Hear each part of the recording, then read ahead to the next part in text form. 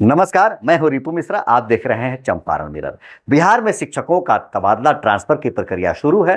विभाग प्रयासरत है, शिक्षक भी प्रयासरत है। सब चाहते हैं सुविधानुसार हमारा ट्रांसफर हो जाए। लेकिन जैसे बिहार में शिक्षकों की ट्रांसफर की बात आती है, जेहन में हमारे बिहार में सदियों से चली आ रही एक कहानी याद आ जाता है। दरअसल कहानी क्या है कि बिहार के एक व्यक्ति थे जो ससुराल गए थे। उनको ससुराल में कुछ खाने को मिला। दामाद है तो कुछ अच्छा ही चीज मिलेगा। खूब खाए, अच्छा लगा, स्वादिष्ट था।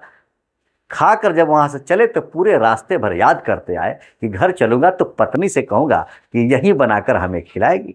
घर आए और आते आते वो भूल गए कि ससुराल में क्या खाए हैं। अब पत्नी से लगे कहने कि वो बना दो, वो बना दो। पत्नी कहे क्या बना दूं? तो वो जो तुम्हारे यहाँ मैं खाया हूं बड़ा अच्छा लगा, मुझे खिला दो, बना दो। तो पत्नी ने कई तरह के पकवान का नाम रखी। ये मिठाई, पकौड़ी, भुजिया, रोटी, पराठा, हलवा, विभिन्न तरह के पकवानों का नाम रखी। लेकिन वो कहते थे ना, वो बना दो, वो बना दो। इतना ना वो करने लगे और पत्नी इतने अधिक पकवान का नाम रखी कि इस महोदय को गुस्सा आया और बड़ी खींच के जोरदार एक तमाचा लगा दिए पत्नी के गाल पर। पत्नी का गाल फूल गया। तब तक पड़ोस की एक महिला आई।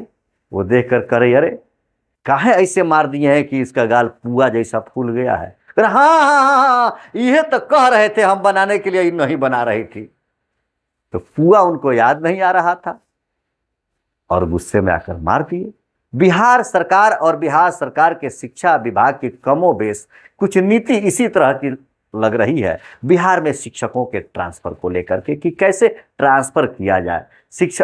शिक्षा विभाग और सरकार के समझ में नहीं आ रहा है और ना वह शिक्षकों से या विभाग से कोई तालमेल बना रही है कि कैसे शिक्षकों का ट्रांसफर सुविधाजनक तरीके से हो जाए। आइए हम बात के शिक्षक संघ के अध्यक्ष महोदय से, इन्होंने क्या तरीका बताया। अगर इस तरह से किया जाए तो बिहार में शिक्षकों का ट्रांसफर बिल्कुल आसान तरीके से हो जाएगा। सर, ऐसा सुनने में आया है कि सरकार शिक्षा विभाग के लिए एक कोलाइडर मशीन कोई लगा रही है और उस मशीन के माध्यम से शिक्षकों का तबादला होगा। शायद मशीन में कुछ डाटा फिट कर दिया जाएगा और एक बार में वह चलेगा और किसको कहाँ जाना है उन सबका जगह सुनिश्चित करके प्रकाशित कर देगा, या ऐसा कहे बता देगा कि किसका ट्रांसफर कहाँ हुआ। क्या ऐसा है क्या कि उस कोलाइडर मशीन से ट्रांसफर संभव हो जाए? अब देखिए, अभी तक तो ऐसा कुछ नहीं प्रतीत होता है, क्योंकि सरकार जब भी हम शिक्षकों के लिए जो भी नियमावली बनाती है, जो भी करती है, जब वो लागू करने का टाइम आता है उस समय एक दूसरा पत्र होता है, दूसरा नियमावली होता है। फिर हम शिक्षक इंतजार करते हैं कि अब होगा, ये ऐसे सॉफ्टवेयर बनेगा, फिर ये नियमावली होगा, इस नियमावली से हम लाभान्वित होंगे। और जब वो लाभान्वित देने का समय आता है तब तक फिर से नियमावली चेंज हो जाता है। तो अभी निकट भविष्य में तो हमको नहीं लगता है कि इस मशीन से वेतन देते देते नहीं दे पाए तो ट्रांसफर कर पाएंगे। ये हवा मतलब जो मशीन से वेतन नहीं हो पाया उस मशीन से ट्रांसफर क्या होगा? हालांकि हम सरकार को शुभकामना देंगे कि कर दे तो हमारी सभी शिक्षकों का कल्याण हो जाए, कर दे। लेकिन मुझे ऐसा नहीं लगता है, पदाधिकारियों की वजह से नहीं हो पाए।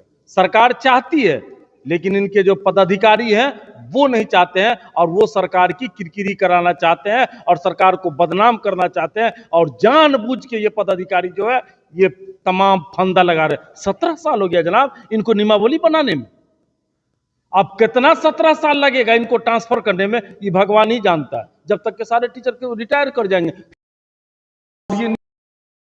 अच्छा सर, एक बात है, आप बिहार माध्यमिक शिक्षक संघ के जिलाध्यक्ष हैं। आप कितने वर्षों से जिलाध्यक्ष हैं? लगभग 3 साल से। और यह संघ कितने वर्षों से है? लगभग 100 साल से। आपसे पहले भी कई अध्यक्ष हुए होंगे। जी जी।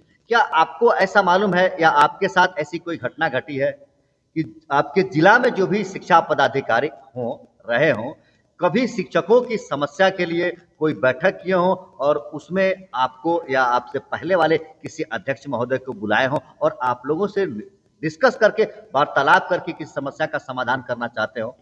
पहले इधर लगभग 4-5 साल से ये परंपराएं खत्म हो गई। इससे पहले जो भी हमारे अध्यक्ष और सचिव हुआ करते थे तो डीओ साहब, जिला शिक्षा पदाधिकारी और संगठन से दोनों में तालमेल होता था। जब जब हेडमास्टर की बैठक होती थी तो हमारे जिला सचिव और अध्यक्ष वहां मौजूद होते थे और सारा मार्गदर्शन हम लोग देते थे। ये जब से रजनीकांत जी आए और अभी जो आए इन्होंने इस परंपरा को खत्म कर दिया। क्यों? कि जो खेल था वो खेल में कोई नहीं रहे, हम अकेले रहे। मतलब लूट कांड में जो है वह किसी को जानकारी नहीं हो, शिक्षक संग ना जाने। कोई नहीं जाने, इसलिए वो रहते तो विरोध करते। अब इसका ये नतीजा हुआ कि सारा का सारा प्रोग्राम जो है खत्म हो गया। न सब शिक्षकों को समय से वेतन मिल रहा है, न कर्मचारियों को वेतन मिल रहा है, न आदेशपाल को वेतन मिल रहा है, न पेंशनर को पेंशन समय से मिल रहा है। कुछ नहीं काम हो रहा है, बस अपनी तानाशाही चल रही है और उसके अलावा कुछ नहीं है।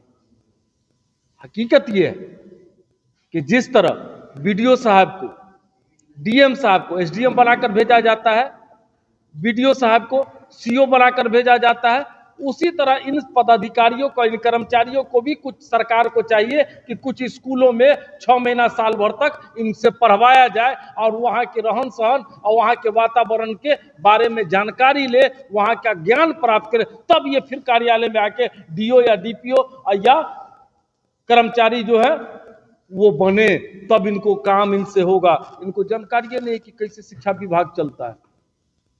अगर जानकारी होती तो समय से सारा काम पूरा कर लिए होते। मतलब ये लोग एसी रूम में बैठकर सिर्फ नियम बनाने वाले हैं और शिक्षकों को परेशान करने वाले हैं। शिक्षकों के ट्रांसफर की प्रक्रिया में कही गई है कि जो शिक्षक असाध्य रोग से ग्रसित हैं उनका ट्रांसफर सुविधानुसार और पहले किया जाएगा। लगभग 10,000 शिक्षकों का ट्रांसफर भी हुआ है जो असाध्य रोग से ग्रसित है। लेकिन मैं आपको बता दूं, चूंकि मेरे जानकारी में बहुत ऐसे शिक्षक हैं जो असाध्य रोग से ग्रसित हैं, उनका ट्रांसफर क्या हुआ, वो जिस विद्यालय में अगर अपने जिला में हैं और जिस विद्यालय में कार्यरत हैं वहीं पर उनको रोक दिया गया, उनका कहीं ट्रांसफर नहीं हुआ और वो शिक्षक अपने घर से लगभग 80, 85, 90, 100 किलोमीटर की दूरी पर कार्यरत है। और जब इतनी दूरी की बात आती है तो स्पष्ट रूप से लगता है कि इतनी दूरी वाला जिला कौन सा है, तो वह जिला पश्चिम चंपारण ही है। वैसे शिक्षकों के ट्रांसफर प्रक्रिया पर आप क्या कुछ कहना चाहेंगे? क्या आपका राय है? कमेंट करके हमें बताएं। देखते रहे चंपारण मिरर। धन्यवाद।